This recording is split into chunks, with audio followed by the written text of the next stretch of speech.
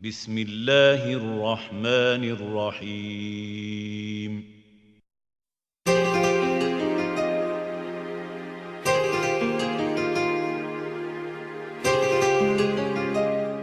الحمد لله والصلاة والسلام على رسول الله وعلى آله وأصحابه أجمعين. எல்லா புகழும் ஏக வல்லவனாகிய இறைவன் ஒருவனுக்கே உரியது. சாந்தியும் சமாதானமும் பெருமானார் ஸல்லல்லாஹு அலைஹி வஸல்லம் அவர்கள் மீதும் அவர்களுடைய உற்றார் உறவினர்கள் மீதும் சஹாபாக்கள் மீதும் அல்லாஹ்வின் நல்லடியார் அனைவர் மீதிலும் உண்டாவதாக. அன்புக்குரிய பெரியோர்களே, சகோதரர்களே, அஸ்ஸலாமு அலைக்கும் வரஹ்மத்துல்லாஹி வபரகாத்துஹு.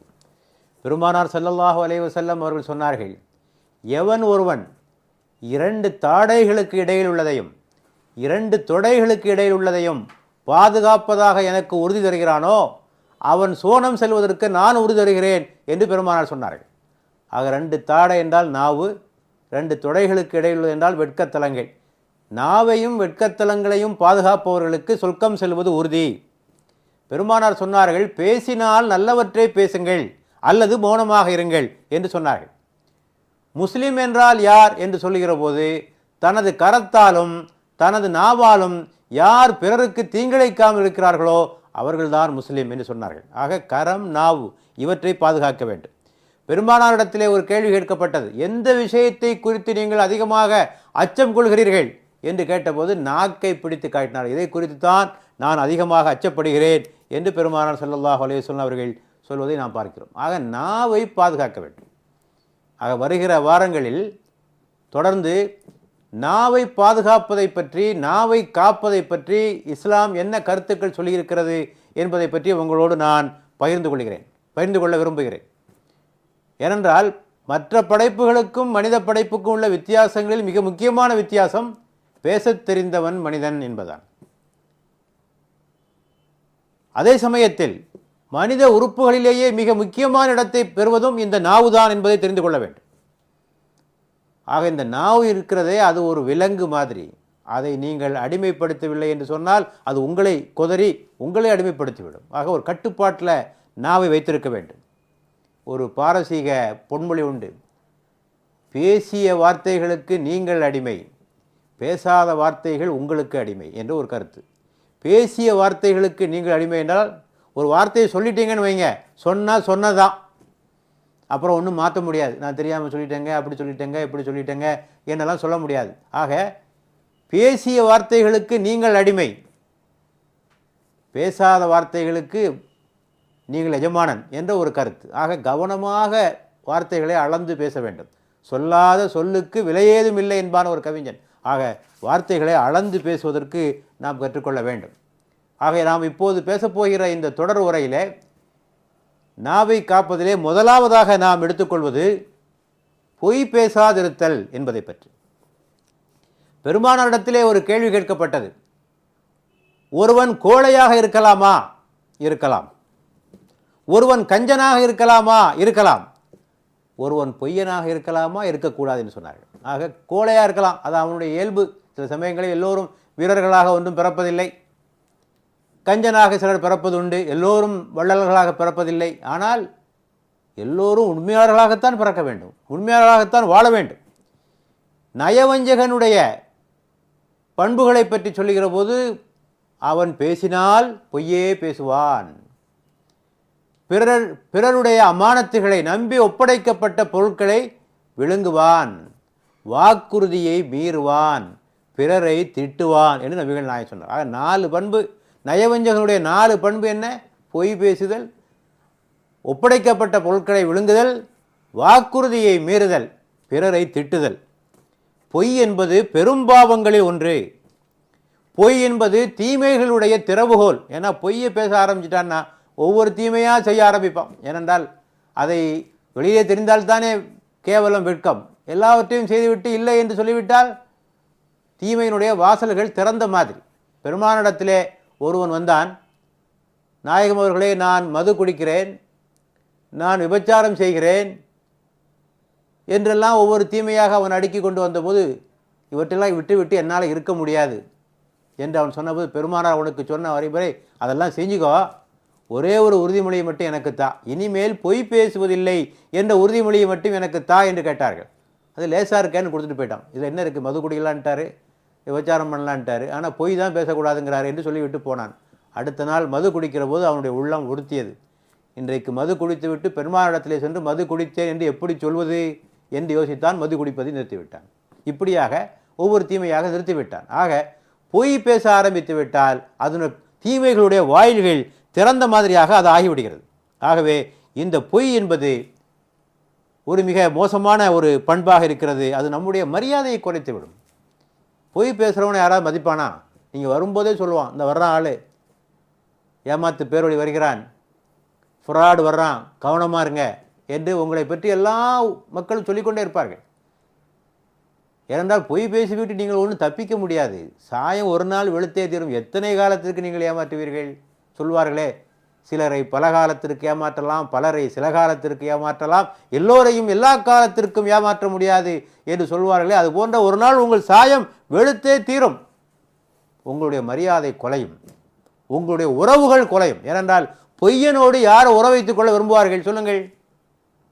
ஆகவே இதிலே கவனமாக இருக்க வேண்டும். எந்த நிலைகளிலும் பொய் சொல்லக்கூடாது. பெருமானார் சொல்லுகிறார்கள், குழந்தைகளை ஏமாற்றுவதற்காக பொய் சொல்லாதீர்கள். ஒரு வீட்டுக்கு போகிறார்கள். ஒரு தந்தை தனது கரத்திலே மூடிக்கொண்டு தனது குழந்தையை அழைக்கிறார். இங்கே வா, நான் உனக்கு இந்த சாமானை தர்றேன்னு சொல்லி. நபிகள் நாயகம் சொன்னாங்க, உண்மையாகவே கொடுக்க போறியா அந்த ஆளுக்கு, அந்த குழந்தைக்கு அந்த சாமான் கொடுக்க போகிறாயா என்று கேட்டார்கள். கொடுக்கவில்லை என்று சொன்னால் பொய் சொல்லியதாக உனது கணக்கில் எழுதப்படும் என்று சொன்னார். ஆக குழந்தைகளை கூட காரியங்களை சாதிக்கிறதுக்காக பொய் சொல்லக்கூடாது. நம்ம இது சாதாரணமாக சொல்கிறோம். ஒழுங்கா படி, நான் பீச்சுக்கு கூட்டு போவேன், ஒழுங்கா படி, நான் கிஷ்கிந்தா கூட்டு போவேன் பொய் சொல்கிறது. கூட்டு போகிறதில்லை. பல பெற்றோர்கள் இப்படி ஏமாத்துகிறார்கள். ஆக இப்படி செய்தால் அந்த குழந்தைக்கு உங்கள் மீது மரியாதை பிறக்குமா? இவர்கள் எதையுமே செய்ய மாட்டார்கள் என்ற ஒரு உணர்வு ஏற்பட்டு உங்கள் மீது மரியாதை இல்லாமலாகி நாளை சொல்வதை அவர்கள் கேட்க மாட்டார்கள். ஆக குழந்தைகள்கிட்ட பொய் சொல்லக்கூடாது. சம்பிரதாய பொய்.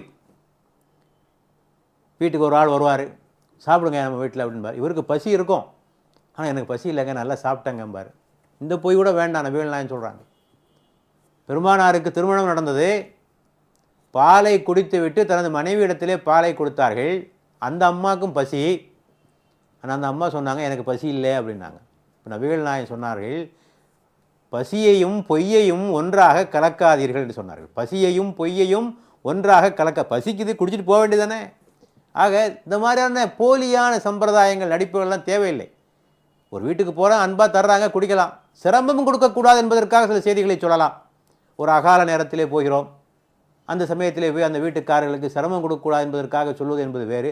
அன்பாக தருகிற போது போலியாக எனக்கு இது தேவையில்லை, அது தேவையில்லை, அப்படி மறுப்பது தான் நம்முடைய மரியாதை என்று சிலர் எண்ணிக்கொண்டிருக்கிறார்கள். ஆக சம்பிரதாயத்துக்காக சொல்லக்கூடாது. இன்னும் நபிகள் நாயகம் சொல்கிறார்கள், பிறரை சிரிக்க வைப்பதற்காக பொய் சொல்லாதீர்கள். பல பேர் ஜோக் அடிக்கிறதுக்காகவே பொய் சொல்கிறது. ஆக பொய் சொல்லாதீர்கள். வியாபாரிகளை பார்த்து சொன்னார்கள், உங்கள் வியாபாரத்தில் நீங்கள் தர்மத்தையும் கலந்து விடுங்கள், வியாபாரத்தோட உண்மையும் கலந்து விடுங்கள். பொய் சத்தியம் செய்து வியாபாரம் செய்யாதீர்கள். அவ்வாறு செய்தால் ஆரம்பத்தில் வியாபாரம் பெருகும், பின்னர் அது அழிவை நோக்கி செல்லும். பொய் சொல்லி அடித்து சொல்லுவான், இந்த சாமான் எனக்கு அடக்க விலை 50 ரூபா ஆகுது அப்படிமா. அவ்வளோ பொய். அடுத்த கடைக்கு போனால் அவன் சாயம் வெளுத்துரும். அடுத்த கடை 40 ரூபாய்க்கு விற்றுக்கிட்டு இருப்பான் அந்த சாமான். ஆக பொய் சொல்லி சத்தியம் செய்து வியாபாரம் செய்தால் ஆரம்பத்தில் சத்தியம் பண்ணி வியாபாரம் பண்ணுறான பெரிய ஆளாக தான் இருப்போம் போல இருக்குது, நல்ல வியாபாரி தான் போல் தெரிகிறது என்று உங்களுடைய சாமான்களை வாங்குவார்கள். ஆனால் எவ்வளோ காலத்திற்கு நீங்கள் ஏமாற்றப் போகிறீர்கள்? குறைகளை மறைத்து வியாபாரம் செய்யக்கூடாது என்பது இஸ்லாத்தினுடைய கட்டளை. ஆக எந்த வகையிலும் பொய் சொல்லக்கூடாது. குழந்தைகளை ஏமாற்றுவதற்கு கூட பொய் சொல்லக்கூடாது என்றால் வியாபாரத்தில் பொய் சொல்லலாமா? எப்போது பொய் சொல்லலாம்? சில சமயங்களில் பொய் சொல்லி தாங்க ஆகணும். அதை பற்றி இஸ்லாம் பேசியிருக்கு. ஏனென்றால் எதை பேசினாலும் யதார்த்தமாக பேச வேண்டும், நடைமுறை சார்ந்து பேச வேண்டும். அந்த தத்துவங்கள் தான் உலகத்திலே நிலைத்து நிற்கும். கேட்பதற்கு அழகாகவும் நடைமுறைக்கு பின்பற்ற முடியாத கொள்கைகள் எப்போதும் நிலைத்திருப்பதில்லை. நபிகள் நாயகம் சொன்னார்கள், போர்க்காலத்தில் பொய் சொல்லலாம். போரில் பொய் சொல்லி தான் ஆகணும். எதிரியை ஏமாற்றுவதற்கு பொய் சொல்லித்தான் ஆக வேண்டும். 2 நண்பர்களை ஒன்றாக சேர்த்து வைப்பதற்காக பொய் சொல்லலாம். நல்லிணக்கத்தை ஏற்படுத்துவதற்காக பொய் சொல்லலாம். அவன்கிட்ட போய் சொல்லலாம், இந்த மாதிரி தப்பா உன்னை பற்றி ரொம்ப நல்ல எண்ணம் வச்சுருக்கான், உன் மேலே அன்பாக இருக்கான், சொல்லி 2 பேரும் எப்படியாவது சேர்த்து வைக்கிறதுக்கு பொய் சொல்லலாம். கணவன் மனைவி தாம்பத்திய உறவின் போது பொய் சொல்லலாம். அது இயற்கையாக நடப்பது. இப்போ இதில் என்ன புரிகிறன்னு சொன்னால், பொய் சொல்ல வேண்டிய தருணங்களும் உண்டு. வீட்டுக்கு திருடன் வரான், எங்கப்பா நகையெல்லாம் எங்கே வச்சுருக்க, இந்த அலமாரியில் தான் எல்லாம் இருக்குது, போய் எடுத்துக்கோ என்றா சொல்ல முடியும் இல்லையா? ஆக அங்கே பொய் சொல்ல வேண்டிய விஷயங்களும் உண்டு. ஒரு நோயாளி இடத்திலே போகிறோம், நோயினுடைய கொடூரம் கடினமாக இருக்கிறது. டாக்டர் சொல்லியிருப்பார், இந்த 10 நாள் தாங்க ஆள் உயிரோடு இருப்பார். அவர்கிட்ட போய் டாக்டரே சொல்லிவிட்டார், 10 நாள் தானே இருப்பியா, என்ன சொல்ல முடியும்? நல்லா இருக்குது டாக்டர், நல்லா இருக்குன்னு சொல்கிறார். ஆக பொய் சொல்ல வேண்டிய தருணங்கள் உண்டு. ஆனால் இது அப்படியே நீட்டிக்கிட்டே போயிடாதீங்க. எல்லாத்துக்கும் விதிவிலக்கு என்று எல்லாவற்றிலும் பொய் சொல்ல ஆரம்பித்து விடாதீர்கள். இன்றைக்கி வக்கீல்கள் அப்படித்தான் சொல்லிட்டு இருக்கிறாங்க. கொலை செய்துட்டு வந்து வக்கீல்கிட்ட வரான், காப்பாற்றுங்க, என்ன காப்பாற்றுறாரு? அது எப்படி காப்பாற்ற முடியும்? கொலை செய்தவனை ஏன் காப்பாற்ற வேண்டும்? கொள்ளையடித்தவனை ஏன் காப்பாற்ற வேண்டும்? இப்போது வக்கீல்களுக்கு முன்னாலே உள்ள கேள்வி, நீங்கள் நீதிக்காக வாதிடுகின்றீர்களா, கட்சிக்காரனுக்காக வாதிடுகிறீர்களா? இதான் உங்களுக்கு முன்னால் உள்ள கேள்வி. வக்கீல்கள் சாதாரணமாக சொல்வார், நாங்கள் தொழில் பண்ணுறாங்க, வர்ற கேஸை ஜெயித்து கொடுக்கணும், அதுதான் எங்கள் வேலை என்று அவர்கள் சாதாரணமாக சொல்லுவார்கள்.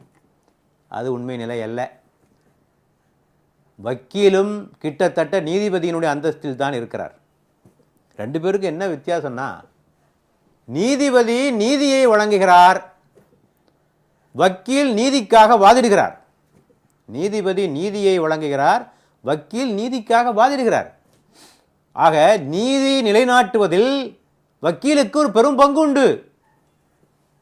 பெருமானாரிடத்திலே வழக்கு வருகிற போது அவர்கள் சொல்வார்கள்,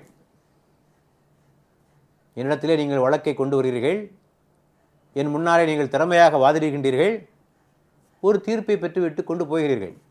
நான் தீர்ப்பு அளித்து விட்ட காரணத்தினாலேயே அந்த சொத்து உங்களுக்கு ஆகுமானதாக ஆகிவிடாது. நீங்கள் என்னிடத்திலே தவறான வாதங்களை புரிந்து சாட்சியங்களை கொண்டு வந்து அந்த சொத்தை உங்களுக்கு உரிமையுடையதாக ஆக்கி கொண்டால் மறுமையில் நீங்கள் நரக நெருப்பைத்தான் உங்கள் கரங்களில் சுமந்து செல்வீர்கள் என்று சொன்னார்கள். ஆக வக்கீலுடைய திறமை, வாத திறமையை வைத்து ஒரு குற்றவாளியை தப்பிவிப்பது என்பது நரகத்திற்கு செல்கின்ற நிலையைத்தான் வக்கீல்களுக்கு ஏற்படுத்தும் என்பதை புரிந்து கொள்ள வேண்டும். அதிகபட்சமாக என்ன செய்யலாம் வக்கீல்? அந்த குற்றத்தினுடைய தண்டனையுடைய அளவை குறைப்பதற்காக அவர்கள் வேண்டுமானால் முயற்சி செய்யலாம், அவ்வளோதான் செய்யலாமே தவிர, ஆக குற்றவாளியை தப்பிப்பதற்கெல்லாம் முயற்சி செய்யக்கூடாது. ஆகவே சாட்சியங்களை மறைக்கவும் கூடாது, பொய் சாட்சியங்களை சொல்லவும் கூடாது. சரி, ஒரு சமயம் வருகிறது, உண்மையே பேச முடியலைங்க, பேச முடியாத ஒரு சூழ்நிலை, உண்மையை பேசினால் பெரும் ஆபத்துக்களும் பிரச்சனைகளும் வரும் என்று ஒரு சூழ்நிலையை நீங்கள் எதிர்நோக்கினால் மௌனமாக இருங்க. குறைஞ்சபட்சம் மௌனமாக இருக்கலாமே தவிர பொய் பேசக்கூடாது. நபிகள் நாயகம் சொன்னார்கள், மௌனமாக இருப்பதை விட உண்மையை பேசுவதுதான் சிறந்தது, தீமையை பேசுவதை விட மௌனமாக இருப்பது சிறந்தது என்று சொன்னார்கள். ஆக பேசுனா உண்மையை பேசணும், இல்லாட்ட சும்மா இருக்கணும். ஒரு முறை ஹலீஃபா முஆவியா ரலியல்லாஹு அன்ஹு அவர்கள் தனது தோழரோடு உட்கார்ந்து பேசி கொண்டிருக்கிறார். ஒரு விவாதத்தை வாதித்து கொண்டிருக்கிறார். ஒரு ஆள் மௌனமாக அப்படியே உட்கார்ந்துருக்கிறார். முஆவியா அவரை பார்த்து கேட்டார், என்ன நீர் ஒன்றும் சொல்லலையே, எல்லாரும் அவங்கவுங்க கருத்தை சொல்கிறாங்களே, நீர் என்ன மௌனமாக இருக்கிறீர் என்று கேட்டபோது அவர் சொன்னார், உண்மையை பேசினால் உங்களுக்கு கோபம் வரும், உண்மையை பேசாவிட்டால் இறைவனுக்கு கோபம் வரும், ஆகவே சும்மா இருக்கேன் அப்படின்னார். ஆக கலீஃபாவுக்கு முன்னால் உண்மையை சொல்ல முடியாத நிலையில் நான் இருக்கிறேன் என்று தனது இயலாமை வெளிப்படுத்தினார். ஆக சும்மா இருக்கலாமே தவிர ஒருபோதும் பொய் பேசக்கூடாது. ஆக அன்புக்குரிய தோழர்களே, இதுவரை நாம் சொல்லிய கருத்துக்கள், மனிதன் இந்த உலகத்தில் வாய்மையுடன் வாழ வேண்டும், இறைவன் வாய்மையாளரோடு இருக்கிறான் என்று திரும்ப நமக்கு சொல்லி காட்டுகிறது. ஆக வாய்மை என்பது பெருமானாருடைய மிக முக்கியமான போதனைகள் மட்டுமல்ல, அவர்கள் இந்த உலகத்திற்கு அறிமுகமானதும் மக்களால் ஏற்றுக்கொள்ளப்பட்டதற்கு மிக முக்கியமான காரணம் அல் அமீன் அல் சாதிக், வாய்மையாளர் நம்பிக்கையாளர் பட்டம்தான் அவரை இஸ்லாத்திலே பிரச்சாரம் செய்கிற போது மக்கள் ஏற்றுக்கொள்வதற்கு காரணமாக அமைந்ததே இந்த நம்பிக்கை தான். முகம்மது பொய் சொல்ல மாட்டார் என்ற நிலைதான். ஆகவே அப்படிப்பட்ட உண்மையாளர்களாக நாம் வாழ வேண்டும். பிஸ்மில்லாஹிர் ரஹ்மானிர் ரஹீம். அடுத்து நாவினுடைய அடுத்த கேடு புறம் பேசுதல்.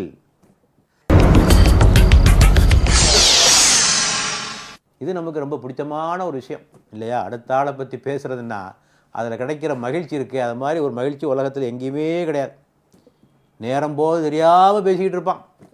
தான் பேசுவது ஒரு தீமை என்று உணராமலேயே அவன் பேசிக்கொண்டிருப்பான்.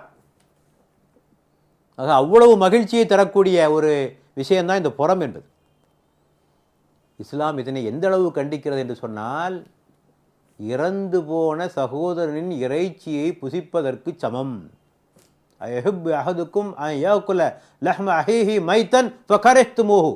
உங்களில் எவராவது இறந்து போன தனது சகோதரனின் இறைச்சியை உண்ணுவதற்கு விரும்புவாரா? அதனை நீங்கள் வெறுப்பீர்களே என்று திருமறை சொல்கிறது. ஆக ஒரு ஆள் இல்லாத சமயத்தில் அவரை பற்றி பேசுகிறங்கிறது ஒரு இறந்த ஆளை புசிப்பது எவ்வளவு கேவலமான ஒரு செயலோ அது போன்ற ஒரு கேவலம்தான் என்று இஸ்லாம் சொல்லுகிறது. பெருமானாருடைய மனைவி ஆயிஷா ரலியல்லாஹு அன்ஹா ஒரு முறை இன்னொரு மனைவியாகிய சஃபியாவை பற்றி சொல்லுகிற போது இப்படி கையை காட்டினார். நான் அந்த அம்மா குள்ளம், வாயால் கூட சொல்லலை, இப்படி தான் கையை காட்டினார். பெருமானார் இதை கேள்விப்பட்டு சொன்னார்கள், ஆயிஷாவே, நீ இப்போது சொல்லிய இந்த வார்த்தையை, இந்த செய்கையை கடலிலே கரைத்தால் கடலே கருப்பாக மாறிவிடும், அவ்வளோ மோசமான சொல்லியிருக்க என்று சொல்லி மன்னிப்பு கேட்க செய்தார்கள். ரமலான் நேரத்தில் 2 தோழர்கள் நோன்பு நோற்று கொண்ட நிலையில் பள்ளிவாயில் உட்கார்ந்து புறம் பேசிக் கொண்டிருந்தார்கள். அதனை பார்த்த பெருமானார் சொன்னார்கள், நீங்கள் நோற்ற நோன்பு முறிந்து விட்டது, இதற்கு பதிலாக இன்னொரு நோன்பை நோற்று விடுங்கள் என்று சொன்னார்கள். ஆக புறம் பேசினா நோன்பு முறியும். தண்ணி சாப்பிட்டால் மட்டும்தான் நோன்பு முறியும் என்பதாக அல்ல, உணவு உட்கொண்டால் மட்டும்தான் நோன்பு முறியுமாக அல்ல, பொய் பேசினால் நோன்பு முறியும். இன்னொரு ஹதீஸிலே பெருமானார் சொல்கிறார்கள், அல் ஐபத்து அஷத்து மின ஸினா, புறம் பேசுவது விபச்சாரத்தை விட கொடியது. அது என்னங்க ஆச்சரியமா இருக்கு, விபச்சாரம் எவ்வளவு மோசமான செயல், ரசூலுல்லாஹ் சொல்றாங்க புறம் பேசுவது விபச்சாரத்தை விட கொடியது என்றால். ஆக பெருமானாருடைய கண்ணோட்டம் இங்கு வேறு. என்ன கண்ணோட்டத்திலே சொல்லுகிறார்கள், விபச்சாரம் செய்தால் 2 பேருடைய சம்மதத்தின் பேரில் அங்கே நடைபெறுகிறது. 2 பேர் சம்மதித்து நடக்காது. யாருடைய உரிமையை யாரும் பறிக்கவில்லை. இவளுடைய உரிமையை அவன் பறிக்கவில்லை, அவனுடைய உரிமையை இவன் பறிக்கவில்லை. ஆனால் புறம் பேசுவதில் ஒருவருடைய உரிமை பறிக்கப்படுகிறது. அவருடைய சுயமரியாதை, அவருடைய தன்மானம், அவருடைய கண்ணியம் அனைத்தும் பறிக்கப்படுகிறது. ஆகவே இங்கே ஒரு மனித உரிமை மீறல் இருக்கிறது. விபச்சாரத்தில் மனித உரிமை மீறல் அல்ல, அங்கே ஒழுக்கக்கேடு இருக்கிறது, இங்கே மனித உரிமை மீறல் இருக்கிறது. ஆகவே புறம் பேசினால் பாதிக்கப்பட்ட மனிதன் மன்னிக்காத வரையில் இறைவனும் மன்னிப்பதில்லை. அந்த வகையில் அது விபச்சாரத்தை விட கொடியதாக இருப்பதை நம்மாலே பார்க்க முடிகிறது. ஆக இவ்வளவு மோசமான ஒரு செயல் அது. அடுத்தபடியாக புறம் என்றால் என்ன? பெருமானிடத்திலே இந்த கேள்வி கேட்கப்பட்ட போது பெருமானார் சொன்னார்கள், எதை குறித்து பேசுகிறீர்களோ அது அந்த ஆளுக்கு தெரிந்தால் அவர் வருத்தம் வருவார் என்றால் அதற்கு பேர் தான் புறம். ஒரு ஆளை பற்றி பேசுகிறீங்க, அந்த செய்தி அவருக்கு போகுது, அவர் கேள்விப்படுறார், கேள்விப்பட்டு வருத்தப்படுவார் என்றால் அதுக்கு பேர் புறம். இப்போ ஒருவர் கேட்டார், நாம் பேசியது உண்மையாக இருந்தாலுமா அதற்கு பேர் புறம். அந்த ஆளை பற்றி உண்மையான செய்தி தான் சொல்கிறோம், தப்பாக ஒன்றும் சொல்லலை. நபிகள் நாயகம் சொன்னாலும் அதுக்கு பேர் தானே புறம். இல்லாதது சொன்னால் அதுக்கு பேர் அவதூறு, அது வேறு விஷயம். இல்லாதது சொன்னால் அவதூறு செய்த குற்றத்திற்கு நீங்கள் ஆளாவீர்கள். இருப்பதை சொல்வதற்கு பேர் தான் புறம் என்று பெருமானார் ஸல்லல்லாஹு அலைஹி வஸல்லம் அவர்கள் சொன்னார்கள். ஆக இது ஒரு மோசமான ஒரு பண்பு, இது ஒரு எதிர்மறையான ஒரு சிந்தனை. நேர்மறையாக சிந்திக்கக்கூடியவர்கள், நல்ல எண்ணம் உடையவர்கள் இப்படியெல்லாம் சிந்தித்து கொண்டே இருக்க மாட்டார்கள். அடுத்தவண்ட குறைய தோண்டி தோண்டி துருவி கொண்டு அதை பற்றி பேசி கொண்டிருக்க மாட்டார்கள். நேர்மறை சிந்தனையாளர்கள் தங்களிடத்தில் என்ன குறை இருக்குது, நம்மகிட்ட இருக்கிற குறையே நம்மால் அகற்ற முடியல, அடுத்தவனை பற்றி என்ன சிந்திக்க வேண்டியிருக்கிறது என்று சொல்வார்கள். ஆனால் இந்த கீழ்த்தரமானவர்கள், கீழ்நிலையிலே உள்ளவர்கள் அடுத்தவனை பற்றி பேசிக்கொண்டும் எப்படியாவது அவனை அவமானப்படுத்த வேண்டும் என்பதற்காகவும் அடுத்தவனுடைய குறையை பற்றி பேசிக்கொண்டே இருப்பார்கள், அதை பற்றி சிந்தித்து கொண்டே இருப்பார்கள், அதுபோன்ற செய்திகளுக்காக தவம் கிடப்பார்கள். ஆக இந்த பண்பு நம்மை விட்டு அகற வேண்டும். பெருமானார் சொல்லுகிறார்கள், நீங்கள் அடுத்தவர்களுடைய தவறுகளை மறைத்தால் இறைவன் இம்மையிலும் மறுமையிலும் உங்களது குறைகளை மறைப்பான். இல்லையா? நாம் எவ்வளோ தப்பு செய்கிறோம். நாம் செய்கிற செய்திகளெல்லாம், காரியங்களெல்லாம் இந்த உலகத்திற்கு வெட்ட வெளிச்சமானால் இந்த உலகத்தில் யாராவது நம்மை மதிப்பார்களா? யோசித்து பாருங்கள். எத்தனையோ விஷயங்கள் பிறருக்கு தெரியாமலே மறைக்கப்பட்டு விட்டது. உங்களுடைய தவறுகளை எல்லாம் ஒருவர் வெளிச்சம் போட்டு கொண்டிருந்தால் உங்களுக்கு எவ்வளோ அவமானமாக இருக்கும், அதை யோசித்து பார்க்கக்கூடாதா? அதுபோல அடுத்தவருடைய தவறுகளை நீங்கள் மறைக்கக்கூடாதா? பெருமானார் சொன்னார்கள், ஒருவன் இல்லாத போது அவனுடைய விஷயங்களை நீங்கள் பாதுகாத்தால் மறுமையில் நரக நெருப்பு உங்கள் முகத்தை தீண்டாது என்று பெருமானார் ஸல்லல்லாஹு அலைஹி வஸல்லம் சொன்னார். ஆகவே புறம் பேசுவது கூடாது. புறம் பேசினால் அதற்கு என்ன பரிகாரம்? என்ன?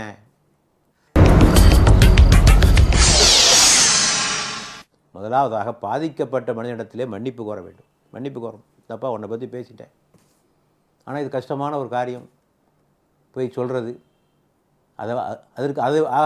இதற்கு தீர்வு என்னவென்று சொன்னால் பேசாமலே இருந்து விடுவதுதான் அதற்கு தீர்வு. பேசிட்டு மன்னிப்பு கேட்கறதை விட பேசாமலே இருந்துடலாமே.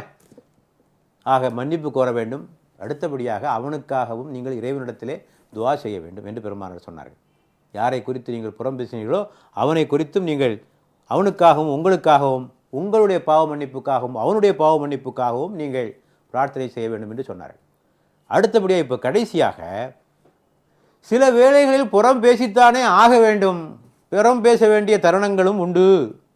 அடுத்தவனை பற்றி பேசாமல் எப்படிங்க இருக்க முடியும்? சில சமயங்களில் பேசி தான் ஆகணும். இப்போ குர்ஆன் 4வது அத்தியாயம் 148வது வசனம் சொல்லுகிறது, அநீதிக்கு உள்ளாக்கப்பட்டவர்கள் தமக்கு இழைக்கப்பட்ட அநீதிகளை பேசலாம். குர்ஆன் சொல்கிறது, அநீதி இழைக்கப்பட்டவர்களை தவிர வேறு எவரும் தீங்கான சொற்களை வெளிப்படையாக பேசுவதை அல்லாஹ் விரும்புவதில்லை. ஆக ஒருவன் தனக்கு இழைக்கப்பட்ட அநீதிகளை சொல்லலாம், அது புறமல்ல. ஒருத்தன் நம்ம சொத்தை பிடுங்கிட்டான், நம்முடைய உரிமைகளை பறித்து விட்டான். இப்படிப்பட்ட சூழ்நிலையில் நாம் நமக்கு செய்யப்பட்ட அநீதிகளை வெளியே சொல்வதோ புறமாகாது. இது ஒன்று. இரண்டாவதாக, பொறுப்பிலே உள்ளவர்கள் அதிகாரத்திலே உள்ளவர்கள் தவறு செய்கிற போது அந்த தவறுகளை சொல்வதும் அதுவும் புறத்திலே வந்து சேராது. அடுத்தபடியாக மூன்றாவதாக, ஒரு ஆளை பற்றி கருத்து கேட்குறாங்க. நான் இந்த பையனை என் பிள்ளைக்கு முடிக்கலான் இருக்கேன், நல்ல பையனா. இந்த பொண்ணை முடிக்கலான் இருக்கேன், நல்ல ஆளா சொல்லுங்கள். இது கேட்குறாரு ஒரு ஆள். அவன் குடிகாரனாக இருப்பான். நல்ல பையன் எடுத்து முடிங்கன்னா என்ன ஆகும் யோசிச்சு பாருங்கள். ஆக அந்த சமயத்தில் உண்மையை தான் சொல்லணும். பெருமானார் இடத்திலே ஒரு பெண்மணி ஃபாத்திமா பின் கைஸ் என்ற பெண்மணி வந்து கேட்கிறார், என்ன 2 ஆள் கல்யாணம் முடிக்க வராங்க, ஒருவர் முஆவியா, இன்னொன்று அபூ ஜஹம், 2 பேர் முடிக்க வராங்க, என்ன செய்யலான்னு பெருமான்கிட்ட கேட்குறாங்க. ரசூலுல்லாஹ் சொன்னார்கள், முஆவியா இருக்காரு அவர் கஞ்சன், பார்த்துக்கோ கஞ்சன். இந்த அபூ ஜஹம் இருக்கிறாரு அவர் கையில் எடுத்த தடியை கீழே போட மாட்டார், கொடுமைக்காரர், நீ பார்த்துக்கோ என்று பெருமானார் சொன்னார். உண்மையை சொல்லி ஆகணும் இல்லை? ஒரு ஆளை பற்றி விவரம் விசாரிக்கப்படுகிற போது என்னென்பதை உண்மையாக சொல்லியாக வேண்டும். ஆக இது போன்ற சமயங்களில் நான் உண்மையைத்தான் சொல்லியாக வேண்டும். இங்கே புறம் என்ற பேச்சுக்கு இடமில்லை. ஒரு கருத்தை, ஒரு ஆளை பற்றி ஒப்பீனியன் கேட்கிற போது அதனுடைய கருத்தை நாம் சொல்லித்தான் ஆக வேண்டும். அதே போல் சாட்சியம் சொல்வதற்காக நீங்கள் அழைக்கப்படுகிறீர்கள், உண்மையான சாட்சியத்தை சொல்லித்தான், நான் பார்த்த இந்த தவறு நடந்தது, இந்த ஆள் தான் இதை செய்தார் என்பதை நாம் சொல்லித்தான் ஆக வேண்டும். நாம் இஸ்லாமிய ஹதீது கலையிலே பார்க்கிறோம். ஹதீதை அறிவிப்பு செய்தவர்கள் அவருடைய தராதரத்தை பட்டியல் போட்டிருக்கிறார்கள். இந்த அறிவிப்பாளர் மோசமானவர், இவர் பொய்யர், இவர் நம்பத்தகுந்தவர் என்று பட்டியல் போடுகிறார்கள். உலகுக்கும் அத்தனை பேரும் சஹாபி, தாபியின், தபா தாபியின் என்ற அந்தஸ்திலே இருப்பவர்கள் தான். என்றாலும் பட்டியல் போடப்படுகிறது. இவரை ஏற்றுக்கொள்ளலாம், இவரை ஏற்றுக்கொள்ள முடியும். ஏனென்றால் ஒரு ஹதீதை அறிவிப்பவர் நம்பத்தகுந்தவராக இருக்க வேண்டும். ஆகவே இந்த சமயத்தில் அவர் நல்லவர் என்று மூடி மறைப்பது சரியான செயல் அல்ல. ஆகவே இது போன்ற தருணங்களில் சொல்லித்தான் ஆக வேண்டும். ஆகவே அநீதிக்கு உள்ளாக்கப்பட்டவர்கள் சொல்லலாம், உண்மையை சொல்லலாம், பொறுப்பில் உள்ளவர்களுடைய தவறுகளை சுட்டிக்காட்டலாம். ஒருவரை பற்றி கருத்து கேட்கப்படுகிற போது உண்மையை சொல்லித்தான் ஆக வேண்டும். சாட்சியங்களை மறைக்காமல் சொல்லித்தான் ஆக வேண்டும். இவையெல்லாம் இருக்கு. ஆக சொல்ல வேண்டிய தருணங்கள் உண்டு. ஆனால் 2 நிபந்தனைகளை மட்டும் மனதிலே வைத்துக் கொள்ளுங்கள். ஒருவரை பற்றி பேசுகிற போது 2 விஷயங்களை மனசில் வச்சிங்கன்னா அது புறமா இல்லையாங்கிறது தெரிஞ்சு போயிடும். என்ன? ஒன்று, உங்களுடைய நோக்கம் என்ன, நீங்கள் எதற்காக அவரை பற்றி பேசுகிறீர்கள்.